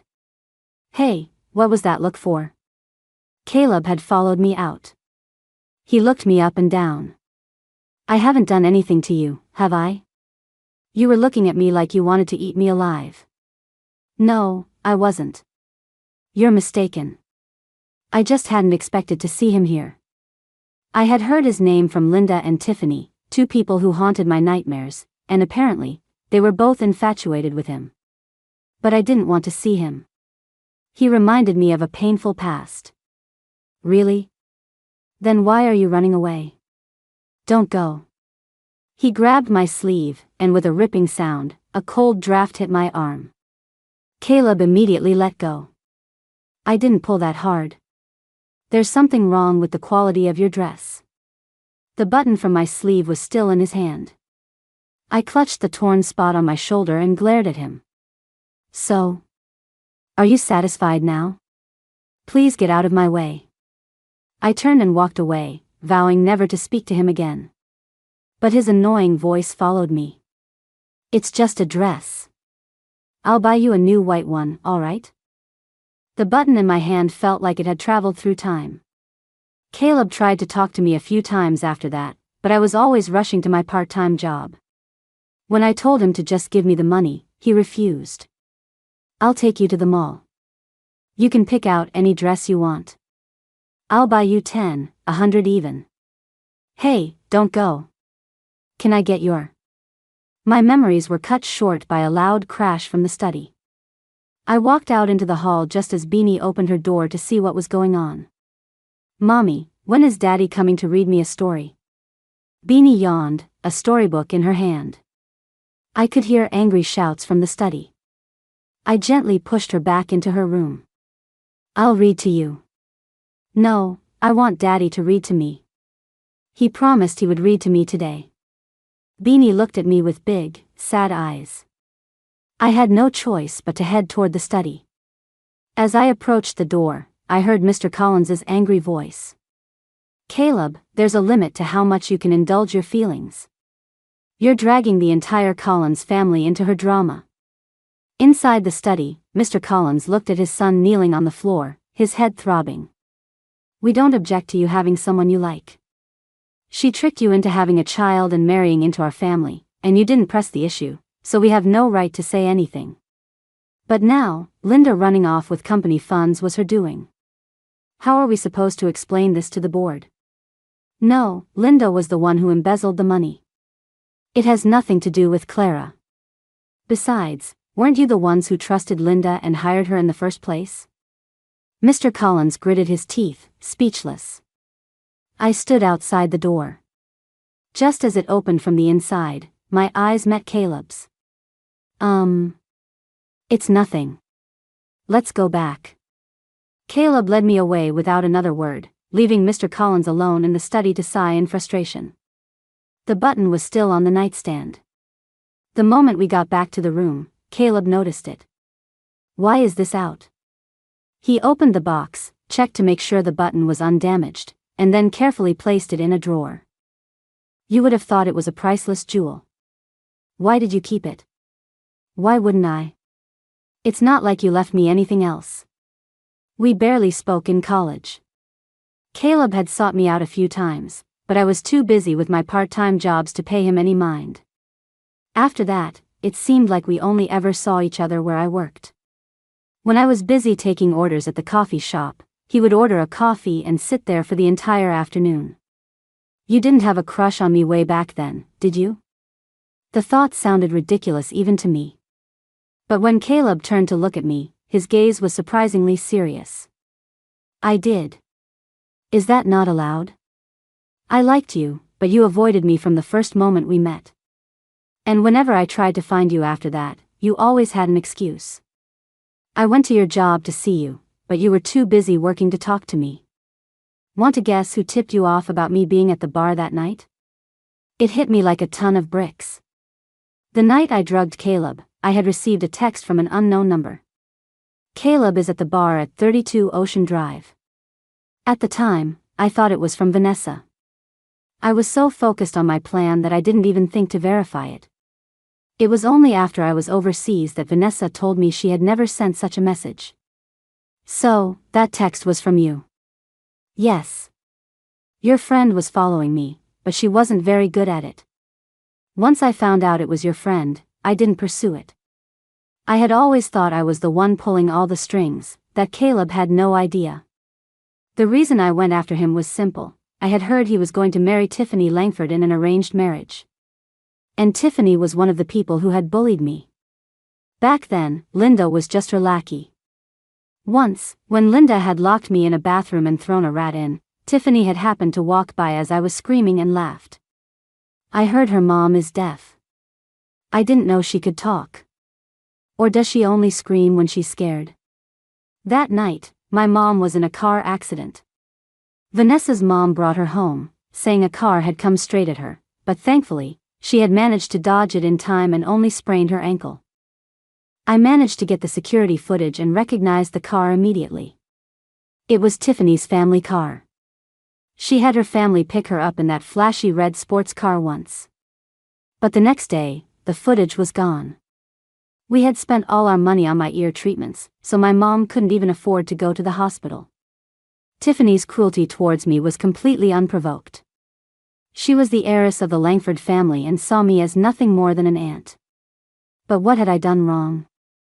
So when I found out she was going to marry Caleb, this plan started to form in my mind. But it seemed things were not what I had expected. I asked Caleb why he didn't stop me if he knew my plan. He just laughed. Why would I stop you? If I did, would we have a future? By then, I had already earned a full scholarship to study abroad. Before I left, I put my plan into action. I slept with Caleb and then fled the country. But for some reason, the arranged marriage between the Collins and Langford families never happened. Tiffany even stayed abroad for several years without coming back. Fortunately, through various inquiries, I found out when Tiffany was scheduled to return. I didn't expect her to have a surprise for me. The company's performance last quarter was excellent, and they threw a party to celebrate. On the day of the party, the big screen was supposed to be showing a PowerPoint of my achievements, but it was suddenly replaced with a video. Jessica Shen, look at the camera and smile. Didn't you hear me? I hate it when she looks like that. Hit her. Hit her until she smiles. In the video, a group of girls in school uniforms were slapping another girl. The sound of the slaps and the girls' screams echoed through the ballroom. The audience shuddered, and my boss was furious. Who put this video on? Turn it off right now. The colleague in charge of the presentation looked distraught, saying she had no idea what happened. Only I stared at the screen, lost in thought. Back then, Tiffany loved to record my suffering on her phone. At the end of the video, a taunting message appeared. Clara, a gift for you. Do you like it? The crowd gasped, and all eyes turned to me. My boss whispered that she would get to the bottom of this. I nodded, trying to look composed, and thanked her. The moment I stepped out of the ballroom, my smile vanished. When I got back to the Collins estate, Beanie was already asleep. Caleb's gentle approach had worked wonders. In such a short time, Beanie had completely fallen for her father. She often brought him up in conversation. Once, she even asked me, Mommy, will we be with Daddy forever? I had never considered that question. In the beginning, I hadn't even thought Caleb and his family would accept this child so quickly. In this whole plan, the only one I felt guilty about was my daughter. She was so young, and she had come into this world because of my selfish reasons. She would most likely have to endure ridicule and scorn. I had overheard the staff talking about her origins once, but after Caleb happened to hear them, I never saw those people again. Do you like your dad? I do. I want to be with him forever, but My daughter paused, then grabbed my hand. I still need you with me, Mommy. As long as I have you, that's all that matters. Daddy said you've been through a lot, and he knows everything. So no matter what you do, he'll support you. I snapped out of my thoughts and looked at the Collins villa, sighing. Caleb was such an enigma. As I walked through the door, I heard laughter from inside. The butler told me we had a guest. Miss Langford is here. She's talking with Madam. I was startled. I walked inside and my eyes met hers. After all these years, Tiffany Langford was still as dazzling as ever, dressed in designer clothes, a reckless smile on her face. So this is Caleb's wife? Yes, Tiffany. Let me introduce you. This is Clara. Clara, this is Tiffany Langford. Our families have always been very close. Tiffany nodded at me and smiled slyly. That's right. Our families are so close, we almost merged through marriage. The moment she said that, the atmosphere turned awkward. The smile on Mrs. Collins's face froze. We were just thinking, since our families are so close, maybe we should arrange a marriage, but I refused. Just then, Caleb came down the stairs. The moment Tiffany saw him, her eyes lit up. You're back so late. Why didn't you call me to pick you up? Caleb walked over to me and took my bag. His practiced movement caught me off guard. Seeing Tiffany across the room, I quickly recovered and linked my arm with his. It's okay. I didn't want to bother you when you're so busy with work. A smile touched his lips, but it vanished when he looked at Tiffany. Mom, I thought I made myself clear before. I don't want to see her. Tiffany clenched her fists, her smile stiffening. Caleb, you really don't want to see me? Even after all these years, you still can't forgive me? Mrs. Collins quickly stepped in to smooth things over and had the driver take Tiffany home. Once she was gone, she turned and shot Caleb a sharp look. I don't understand. What's the problem between you and Tiffany? The arranged marriage was all set, and then you suddenly backed out. And you've been targeting the Langford family at work ever since. Tell me the truth. What did Tiffany ever do to you? Forget the marriage, you're a married man now. You should act like an adult. Do you have to make things so tense between our families? Caleb glanced at me, then led me upstairs, leaving his mother with only, I'll explain some other time. The moment Mrs. Collins was out of sight, I couldn't hold back anymore. What happened between you and Tiffany? She wanted an arranged marriage, and I said no. His eyes met mine, and he fell silent. The moment he pushed the door open, he pinned me against it. His warm embrace was disorienting. Caleb held both my hands and whispered in my ear. Do you remember what you said to me back then? Which part? The night you slept with me. He gently bit my earlobe, his teeth grazing the sensitive skin. Even though he wasn't using any force, a shiver ran down my spine. I let out a small cry and quickly covered my mouth. My reaction made him laugh. His other hand roamed my waist. Do you remember? You said you wouldn't leave. You were always coming and going, never staying for more than a moment. You were the one who came on to me every night. You said you wouldn't leave. But you lied to me. When I woke up the next morning, you were gone. My memory of that night is hazy. Caleb's stamina was incredible. I seriously thought I was going to die in that bed. All I remember is begging for him to stop, and he suddenly held me close and whispered. Don't go. You're not allowed to go this time. I was completely spent. I gave him a push, but he didn't budge. Fine, fine. I won't go. As if. The first thing I did when I woke up in the middle of the night was pack my things and run. The next day, I was on a flight out of the country. You've held on to that one little thing for this long? How is that a little thing? Do you know what I was thinking that night? I thought our relationship was finally going somewhere. I didn't care if you were using me or what your motives were. But you just dumped me. Caleb's emotions suddenly flared, and his grip on my hands tightened. I let out a small whimper, and he snapped back to reality, immediately letting go of me. I'm sorry. I found out through your friend that you had bought sleeping pills online. I thought you were going to use them on me. At the time, I was thinking you didn't need to go to all that trouble.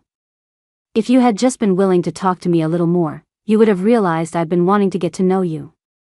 My college years were a blur of part-time jobs and classes. My first encounter with Caleb didn't make any impression on me.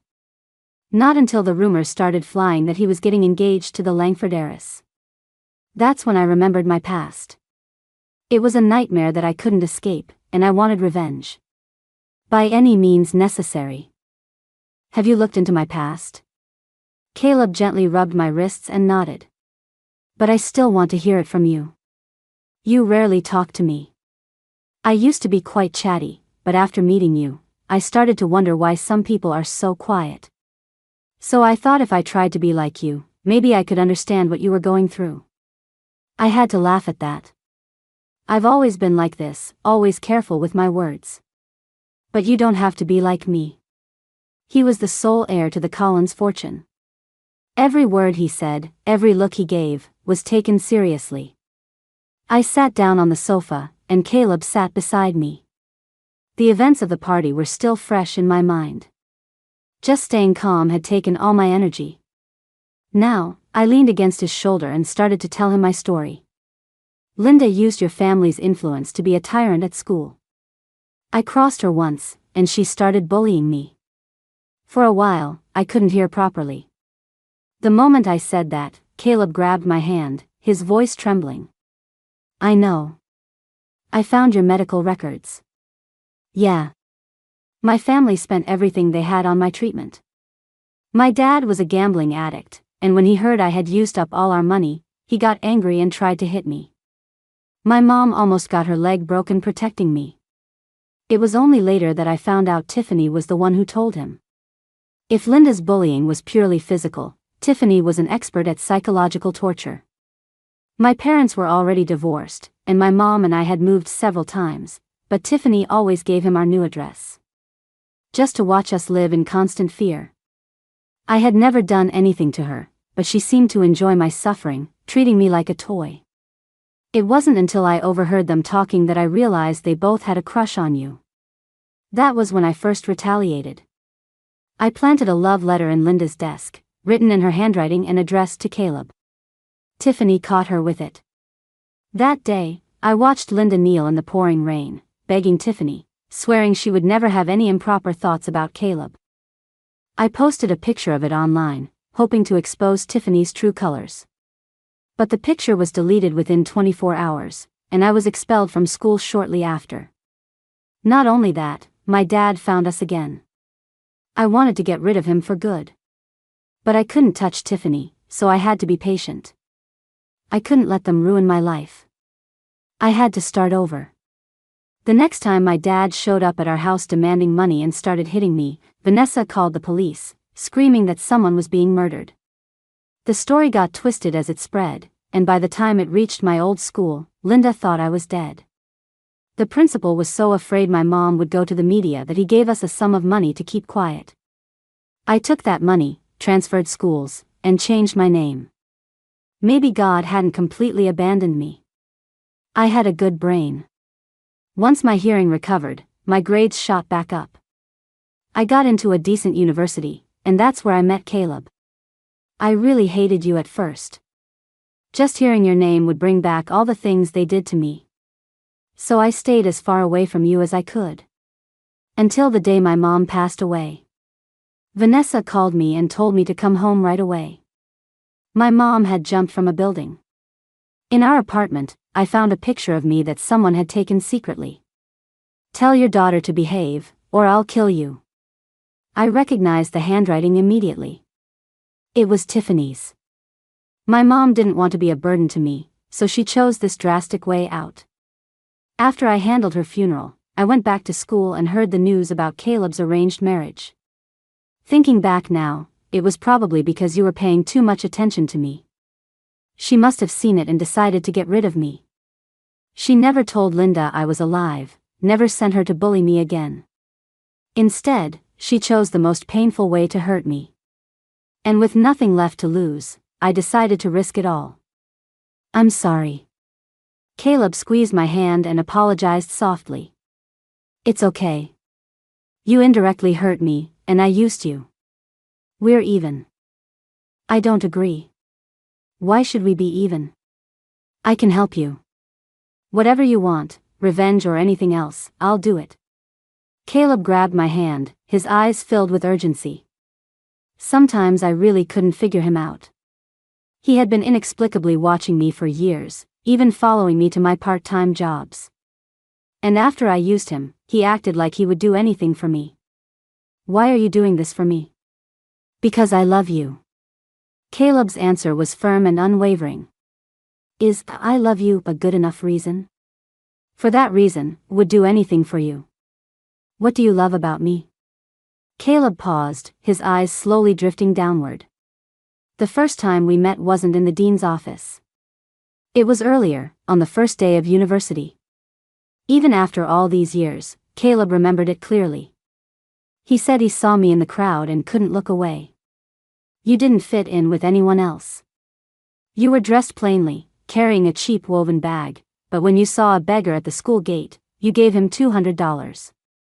I was going to warn you that the beggar only shows up on registration day because he knows a lot of people are soft-hearted and easy to trick. I wanted to talk to you, but someone beat me to it. I remembered. A senior had come over and told me not to fall for it. I was just staring at the sign the beggar had next to him. The beggar was a woman in rags. Her sign said her daughter was being bullied at school and she was trying to raise money for a lawyer. I saw the same despair in her eyes that I felt in my own. That day, you were the only one I noticed. You were so kind, it was almost foolish. But then I heard someone say you were the top scorer on the entrance exam, and I couldn't believe it. The next time I saw you was in the dean's office. You looked at me, heard my name, and then turned and left. I recognized you and thought to myself, why would such a kind person look at me with so much hatred in her eyes? Caleb said he just wanted to understand why I hated him. But in the process, he lost his heart. Clara, if you ignored me because you hated me, can you try to accept me now? He took my hand and placed it on his chest, letting me feel the frantic beat of his heart. I'd been thinking, maybe if you fell in love with me, you'd finally be willing to talk to me. The day you're willing to talk to me is the day you start to like me. His chest was so warm, it was unsettling. Caleb's feelings were an unexpected surprise. Maybe I could use this to achieve my goals faster. But the thought made me hesitate. Caleb, I wish you didn't love me. Then I could use him without any guilt. Now, it's going to be so much harder to use you. It won't be. You can use me as much as you want. Caleb bent down and pressed a kiss to the back of my hand. Just say the word, and I'm yours. He said I could have my revenge any way I wanted. I said I wanted to see Tiffany. The Langford family had been busy networking lately, arranging golf outings with old friends. The Langford family's influence was a shadow of its former self. I had seen their financial reports. They were on the verge of collapse. That's why they were so desperate for new partnerships. The arranged marriage would have been their saving grace, but Caleb had unexpectedly backed out. He had even snatched a major project from them, and the two families had almost come to blows. Watching the once arrogant Tiffany now groveling was a curious sight. What happened after I went abroad? Caleb was crouching down to tie Beanie's shoelaces. He chuckled at my question, his tone light. Nothing much. You just suddenly left, and I was looking for you everywhere, but they were still trying to set me up on blind dates. I found out about you and Tiffany, so I called off the arranged marriage, stole a few of their projects, and then... Caleb drew out his words, a strange smile on his face. He covered Beanie's ears and, making sure she couldn't hear, whispered. I also arranged for a car accident. It just grazed Tiffany, but it scared her half to death. She went abroad to recover. No wonder Tiffany was too scared to come back for years. And when she finally did, she found out we were married. She must have been furious to send me that video as a gift. Daddy, what are you talking about? Beanie couldn't hear with her ears covered. She pushed his hands away and glared at us. You have secrets and you're not telling me. Humph, I'm going to tell Grandma and Grandpa. She turned and ran toward Mr. and Mrs. Collins. I was about to call her back, but Caleb stopped me. Now that we've been honest with each other, why don't you tell me your plan? My plan was actually very simple, so simple I didn't even bother sharing it with him. But Caleb insisted. So, on the way to the golf course, I whispered it in his ear. Unfortunately, someone saw us. Mr. and Mrs. Collins are so affectionate. It makes us all envious. Indeed. Mr. Collins was so against marriage before, but now he's done a complete 180. The others joined in the flattery, and Mrs. Collins beamed. But Tiffany, standing nearby, looked furious. I instinctively tightened my hold on Caleb's arm. He got the hint and spoke up. I just hadn't met the right person before. Others weren't up to par and were just trying to climb the social ladder. Naturally, I couldn't be nice to them. Tiffany's face turned as dark as a thundercloud. She was used to being treated like a princess, but Caleb constantly put her in her place. She shot a hateful look at me and said provocatively, "Do you play golf, Miss Shen? How about a match?" I don't. I never had time for hobbies. I was too busy working and raising a child overseas. That was exactly what Tiffany wanted to hear. She burst out laughing. I hear you come from a humble background, Miss Shen. Now that you're Mrs. Collins, you should really try to change. Otherwise, people will talk. Tiffany's mother tried to pull her back, but she shook her off and continued to mock me. But then again, a leopard can't change its spots. Where you come from determines a lot of things that can't be changed. But don't mind me, Miss Shen. I'm just rambling. Tiffany, that's enough. No one talks to my daughter-in-law like that. Mrs. Collins's face darkened, and Tiffany finally shut up. I smiled calmly and started to applaud. Well said, Ms. Langford. But who says where you come from can't be changed? It might be hard to climb up from the bottom, but falling from the top can happen overnight. Then I leaned in and whispered in her ear. I hear your father has a son from an affair. Is he doing well? Tiffany's face instantly paled. The Langford family thought they had kept that secret perfectly hidden, but I had seen the signs. Tiffany's father had barely stood with his wife and daughter all day. Instead, his gaze was constantly fixed on a young boy playing golf nearby. Who would have thought? She goes abroad for a few years to lay low, and in her absence, another woman brings a son into the family. I wonder if Tiffany has had a chance to deal with that situation since she's been back. Most importantly, her once proud status as the sole heir was now a thing of the past. The golf game was boring after that. It was just an opportunity for the Langfords to network. But Caleb clearly wasn't interested. He preferred to sit with Beanie and work on a puzzle rather than talk to the Langfords. Around noon, I went inside to order some food for Beanie. Tiffany quickly followed me. What should I call you now? Clara? Or Jessica? Oh, I almost forgot. You're not that pathetic little dog anymore. That's right. So why are you provoking me? Have you forgotten? Dogs bite. With that, I slapped her hard across the face. The others, just walking in, froze at the scene. Only Tiffany's mother screamed. How could you hit my daughter? Oh, then I'll hit you too. And I slapped the socialite across the face. I hadn't forgotten how she had stood by and watched while her daughter bullied me at school. When a bystander tried to intervene, she had even blocked their path. It's just kids being kids. Don't make a big deal out of it. I'll be sure to have a talk with my daughter when we get home. I looked at the mother-daughter duo, both holding their faces, and couldn't help but laugh. Have you forgotten what you did? The socialite shielded Tiffany and started yelling at me. You have no manners. What happened back then was just child's play. And you've held a grudge for all these years, hitting my daughter in front of everyone. Are you trying to embarrass our family? Who said I was trying to embarrass your family? Caleb strode over and took my hand. My wife did nothing wrong. She only hit the people who deserved it. You. The socialite gasped for breath. Caleb was about to lead me away when Tiffany called out. Caleb, stop. How can you say that? What am I to you? Tiffany blocked our path and pointed at me. What's so great about her? Linda told me everything before she went to jail. That child is the result of her tricking you. She's vengeful, cruel, and manipulative. But you still choose her over me. Why? I had never seen Caleb look at someone with such disdain. He pulled me back a few steps, as if he were looking at a crazy person. First of all, you were never in the running. To me, you're an insignificant creature, not even a person. Secondly, if she is everything you say she is, it's because you made her that way. I will remember everything you did to her. And I won't let a single one of you get away with it. Tiffany trembled, tears welling in her eyes. She quickly wiped them away. She didn't say another word, but the look she gave me was filled with murderous intent.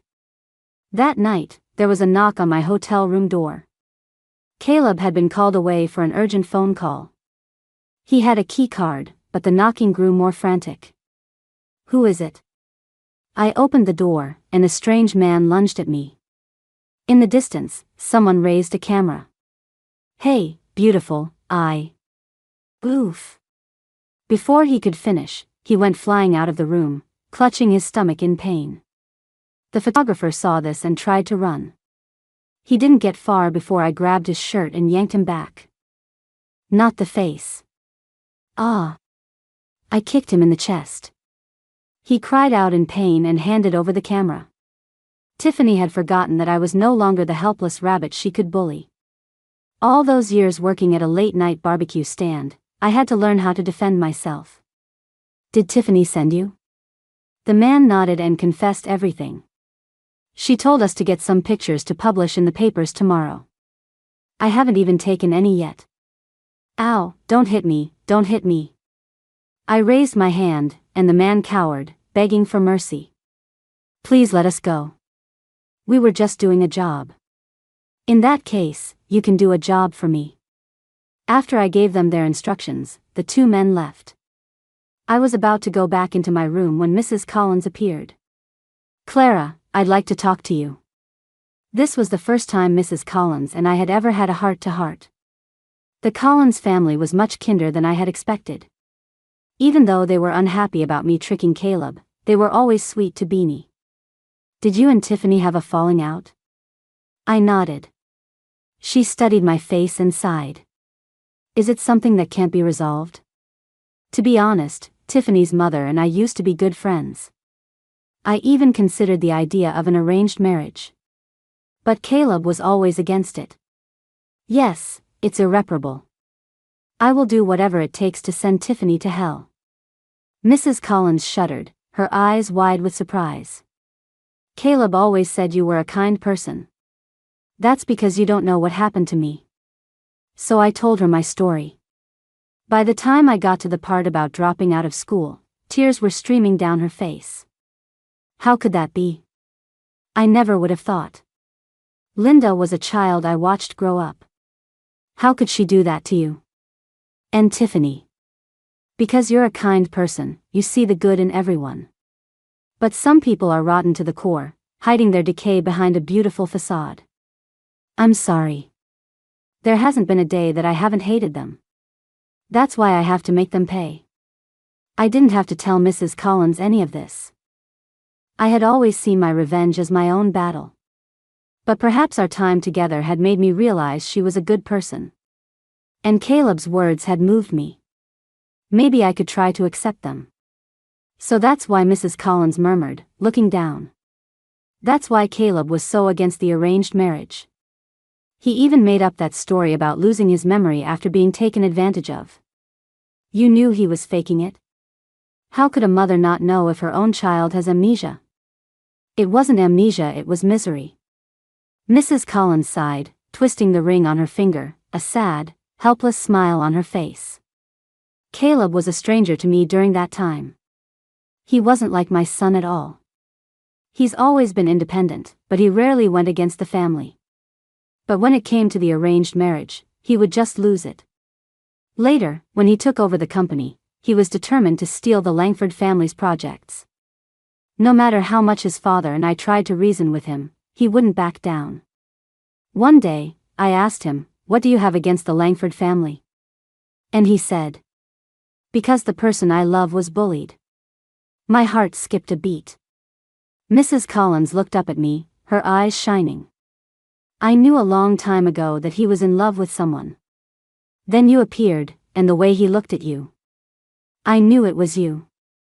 We were hesitant to accept what happened overseas, but Caleb sat us down and talked to us for a long time, just so we would be understanding and kind to you.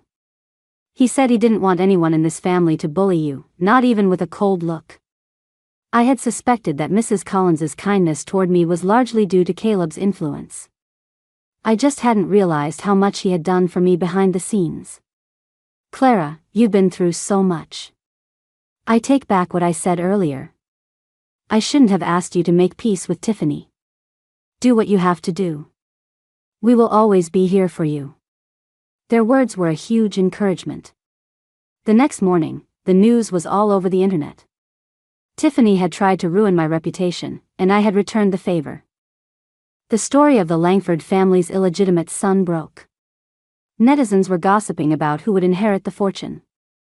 Soon, someone dug up the Langford family's financial reports and revealed that they had already set up a trust. Rich families often have trust funds to protect their assets in case of bankruptcy. But the Langfords had already broken the one rule: never use trust money for company investments. They had been forced to dip into the trust several times after losing business to Caleb. I exposed the Langford family's debt problems. Now, even Tiffany's trust fund couldn't save her. The relentless media coverage sent the Langford family into a panic. Tiffany's parents even came to the Collins estate to beg for help, but Caleb turned them away. I stood at the gate, watching the couple kneeling in the rain, and shook my head. "Why is it just the two of you? You're missing someone." Tiffany's father suddenly realized what I meant and grabbed his wife's hand. "Did Tiffany do something to offend Miss Shen? It was just some childish games. You've got to be kidding me. Go get her, now." Tiffany's father stood up, ready to drag his daughter over, but his wife clung to his leg. "Don't. Your daughter is proud. Can you bear to see her kneel in humiliation? Why should I be the one kneeling in humiliation? It's all her fault." He shoved her away, and soon, Tiffany was brought to the estate. She got out of the car, confused, but before she could ask what was going on, her father grabbed her by the hair and dragged her in front of me. "Quick, apologize to Miss Shen." "Why? I didn't do anything wrong." A loud slap echoed through the air. A set of fingerprints bloomed on Tiffany's pale cheek. She spat out a mouthful of blood and stared at her father in disbelief. "Dad, how could you hit me? Now that you have a son, you don't love me anymore? Cut the crap. I could kill you right now. If it weren't for you, would our family be in this mess? What did you do all those years ago?" Tiffany stood there, refusing to speak. Her father slapped her again. "Apologize. Apologize to Miss Shen, now." The second slap sent Tiffany stumbling. She collapsed in the mud, her hair a mess, only her resentful eyes visible. "Clara, you're the one who ruined my family. If I'm going down, you're coming with me." She grabbed a nearby gardening trowel and lunged at me. I sneered and kicked her away. "Hold her down." Caleb appeared behind me. At his command, the butler and other staff members pinned Tiffany to the ground. Her face was pressed into the mud, but she continued to shout defiantly. "I won't let you get away with this. I did nothing wrong. Nothing." She screamed, while her parents knelt beside her, bowing and apologizing. Tiffany saw her chance and suddenly broke free, running toward the street. "You'll never get an apology from me." Just then, a car came speeding toward her. The impact sent Tiffany flying through the air before she landed hard on the pavement. Everyone froze. I watched as she lay in a pool of her own blood, then waved for someone to call an ambulance. I didn't need her apology. The only thing I would accept was for her to face the legal consequences of her actions. I had the evidence ready. She would spend the rest of her life in prison. There was no turning back now. Tiffany's parents sat in the rain, their faces etched with despair. Tiffany's leg was broken. When she woke up, the first thing she did was ask her parents to get her a lawyer. Her father slapped her hard across the face. "What lawyer? The family is bankrupt." "Impossible. How could it happen so fast?" "It's all your fault." The man, who had once doted on his daughter, now unleashed his fury on her, kicking and punching her while Tiffany's mother sobbed, covering her face. I stood outside the hospital room, watching it all unfold. Did she ever think, all those times she gave my father our address, that she would end up like this? But I felt nothing. No joy, no sadness. Just a numb emptiness. Once she was in prison, it would all be over. I didn't want to spend the rest of my life living in the shadows. As I walked out of the hospital, I looked up at the sky. The rain had finally stopped, and the sun was shining for the first time in a long time. "Mommy." I heard a familiar voice and looked up. In the distance, Beanie was holding Caleb's hand, her other little hand waving frantically.